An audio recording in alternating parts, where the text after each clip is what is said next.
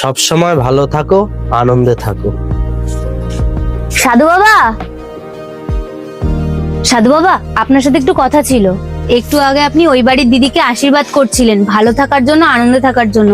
আমাকে একটু বলুন না, আমি কিভাবে আনন্দে থাকতে পারবো? খুশি থাকার তো অনেক পথ আছে, যেই পথে তোমার ভালো লাগে তুমি সেই পথেই চলো, দেখবে খুশি নিজে থেকেই তোমার কাছে চলে এসছে। কিন্তু সাধু বাবা, আমি তো সেই পথটাই বুঝতে পারছি না।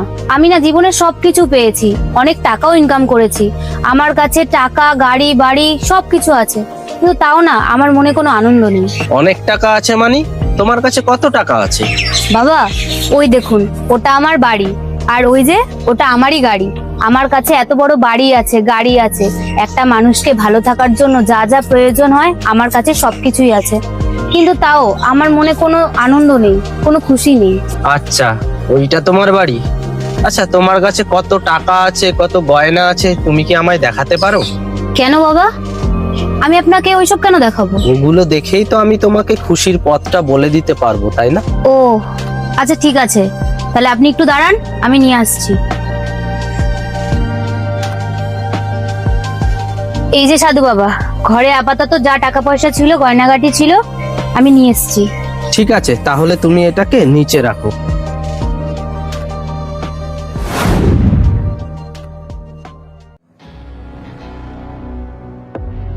ওই, আরে বাবা, আপনি আমার ব্যাগ নিয়ে পালাচ্ছেন কেন?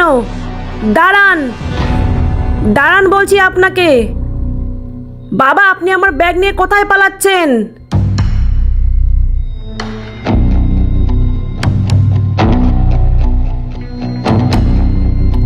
এখানে তো দুটো রাস্তা, সাধু বাবা কোন রাস্তায় গেল? সাধু বাবা আমাকে বোকা বানিয়ে আমার সমস্ত টাকা পয়সা নিয়ে চলে গেল। সাধুর বেশে আসলেই সবাই সাধু হয় না, আজকে তার প্রমাণও পেলাম।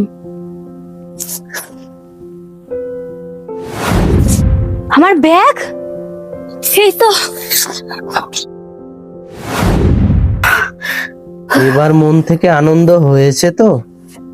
কোথায় চলে গেছিলে তুমি?